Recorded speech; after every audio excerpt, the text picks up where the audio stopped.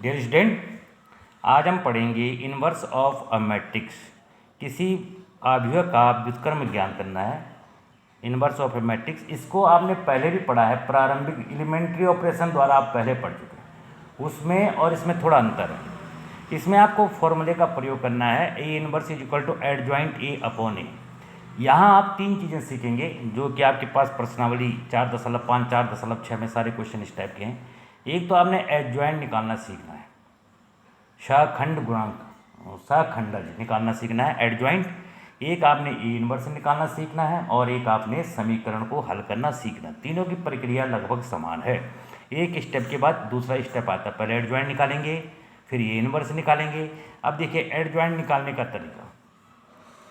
ये देखिए आपके पास ये मैट्रिक्स दी गई है, ये देखिए सामने। इसकी हमने सबसे पहले डिटर्मिनेंट बनानी है और डिटर्मिनेंट को हल करना है। डिटर्मिनेंट को खोलना आपको सबको आता ही है। 2, इसको भी छोड़िए, इसको ऋण 1 में से 0 2 0 को 0, इसको माइनस करेंगे और इस प्रकार आपके पास डिटर्मिनेंट का मान आया -3। इसका मतलब ए इनवर्स का अस्तित्व है, जिसका डिटर्मिनेंट बना के सारणी खोलनी सभी को आती है, एक्सपेंड करनी सभी को आती है, अच्छी तरह आपको समझा दिया गया है। तो आप सारणी खोलिए और इसका मान देखिए, तो इसका मान यहाँ पर -3 आया। इसका मतलब ए इनवर्स का अस्तित्व है। अब आपने क्या करना है, वैसे लीगल तरीका तो यही है, लेकिन आप अपने तरीके से भी चल सकते हैं। सबसे पहले आपने A11 निकालना है, तो -1 की पावर 1 + 1। A12 का मतलब है पहली रो दूसरा कॉलम, -1 1 + 2। A13 -1 1 + 3 21 किसको कहेंगे? देखो आपको मैंने पहले भी बता दिया है कि कैसे इनको कहा जाता है। देखो ये है A11, ये है A12, ये है A13, पहली रो तीसरा कॉलम। अब दूसरी रो आ गई और पहला column A21 A22 A23 A31 A32 A33 इनको कहते हैं। तो इस प्रकार आपने जो भी जिसमें है उसकी -1 की पावर लगानी है आपने। A21 का मान A2 + 1, सॉरी यहाँ पे -1 आएगा, -1 की पावर 2 + 1, यहाँ पर भी -1 आएगा, -1 की पावर 2 + 2। इस प्रकार आपने देखो कितने मान निकालने हैं, A11 A12 A13 A21 A22 A23 A31 A32 A33, यहाँ तक आपने मान निकालने हैं। ये देखिए आप, तो जैसे 3 निकालना तो -1 की पावर 3 + 3। देखिए अब ये होता क्या है कि आपको ज़्यादा सोचने की इसमें ज़रूरत नहीं है। देखिए A-1 की पावर 2 हो गया, तो पहला वाला बाहर से माइनस हो जाएगा, दूसरा वाला देखिए, पहला वाला देखिए आप, ये पहला वाला प्लस बाहर से, क्योंकि -1 की पावर इवन है, तो ये प्लस होगा, ये माइनस होगा, ये प्लस होगा, ये माइनस होगा, ये प्लस होगा। देखिए आप, plus minus plus minus plus minus plus minus plus, जैसे आपको शुरू में भी सिखा रखा मैंने। देखिए आप कहीं पे भी देख लीजिए, A33 का मतलब है -1 की पावर 3 + 3, इवन पावर हो गई, इवन पावर हो गई ये, तो इसके बाहर से प्लस हो जाएगा।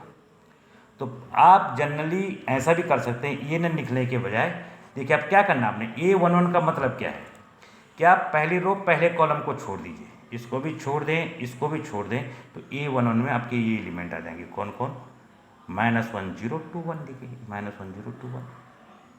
A12 का मतलब क्या है, पहली रो और दूसरे कॉलम को आप छोड़ दें, पहली रो और दूसरे कॉलम को, तो आपके पास बचता है 4 0 -7 1। देखिए A13 का मतलब क्या है, पहली रो और तीसरा कॉलम ये छोड़ दिया आप, इस रो को भी और इसको भी, तो ये बचेगा आपके पास 4 -1 -7 2। देखिए वही लिखा मैंने, 4 -1 -7 2। A21 का मतलब क्या है, दूसरा रो पहला कॉलम, दूसरा रो पहला कॉलम, 1 3 2 1 1 3 2 1। देखिए आप, ये देखिए इस प्रकार आप लिखते जाए इनको। अब इनको सॉल्व करना आपने, तो इजीली सॉल्व कर दीजिए आप। -1 में से 0 गए -1, 4 एकम 4, 4 में से 0 गए 4, लेकिन इसके पहले यहाँ पर माइनस है, इसलिए माइनस आ जाएगा। ये देखिए आप, यहाँ हमने माइनस लगा रखा है, यहाँ पे नहीं लगा रखा, इसके पहले ही माइनस लगा दिया है। देखो तीसरे वाले में 4 दूनी 8, 8 में से 7 एकम 7। देखो ये +7 होगा, इसको माइनस करना अंदर, ये तो आप जानते हैं कैसे करते हैं। 4 दूनी 8, 4 2 जा 8 में से माइनस करना आपने अपनी ओर से, इन दोनों का मल्टीप्लाई, इन दोनों का मल्टीप्लाई प्लस होगा तो -7 हो जाएगा। और इस प्रकार आपने इन सबको निकाल देना है। ये 3 3, देखिए ये प्लस होगा बाहर से, ये माइनस साइन प्लस हो जाएगा, और 2 1 जा 2, -2 में से माइनस करना, 4 एकम 4 4। इस प्रकार आप इनको लिख देंगे। आपको दिखा रखा है, आप एक एक करके इनको लिखिए। इसके बाद जो ये एलिमेंट आपके आए, आपने इनसे आव्यूह बना देने दी। क्या ये आव्यूह बनेगी आपकी, ऋण 1 ऋण 4 1 5 23 ऋण 11 3 12 ऋण 6। अब आपने एडजॉइंट निकालने के लिए रो का कॉलम और कॉलम का रो कर देना, -1 5 3 -4 23 12 माइनस देखिए 1, ये देखिए ये पहले कॉलम की पहली रो, दूसरे कॉलम की दूसरी रो, तीसरे कॉलम की तीसरी रो। और इसका ए इनवर्स निकालने के लिए आपने adjoint A upon determinant A, determinant A थी 3 से इसको डिवाइड कर दिया, तो 3 से डिवाइड नहीं होंगे तो 1/3 बाहर रह जाएगा। ये आपके पास सॉल्व करना, ये ए इनवर्स हो गया। अगला क्वेश्चन है, निम्न समीकरणों को सॉल्व कीजिए। इसका भी वही तरीका है। देखो समीकरण सॉल्व करने का क्या तरीका है, ax = b। ए पहले इनके कोफिशिएंट से बनाया, 1 - 1 1 2 1 - 3 1 1 1, x = xyz एंड b = 4 0 2, इस टाइप से बनाई। तो सबसे पहले आपने a कैसे बनाई, इनके कोफिशिएंट ले लीजिए, 1 - 1 1 2 1 - 3 1 1 1, ये बना दिया। अब आपने इसका एडजॉइंट इनवर्स निकालना है। इनवर्स निकालने के लिए वही एडजॉइंट ए अपॉन डिटर्मिनेंट है। एक्स कौन होगी, एक्स वाई जेड। बी कौन होगी, 4 0 2। पहले आप 3 मैट्रिक्स बना दीजिए, ए एक्स एंड बी। बी कैसे बनाएंगे, बी ये है 4 0 2, जो समीकरण के मान दे रखे हमको 4 0 2। इसके बाद आपने इसका सारणिक बनाया, जो हमने बनाई थी मैट्रिक्स, इसकी सारणिक को हल किया, इसका मान 10 आया। इसका मतलब ये 0 के बराबर नहीं, तो इसका अस्तित्व है।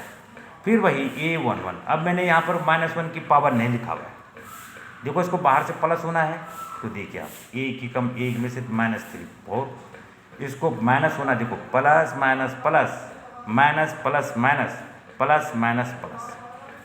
फिर a12 ऐसे ही, a12 कौन से लेंगे, a12 पहली रो और दूसरे कॉलम को, पहला रो ये है, दूसरा कॉलम इसको छोड़ देंगे तो आपके पास आ जाएगा 2 1 - 3 1। ये देखिए आप,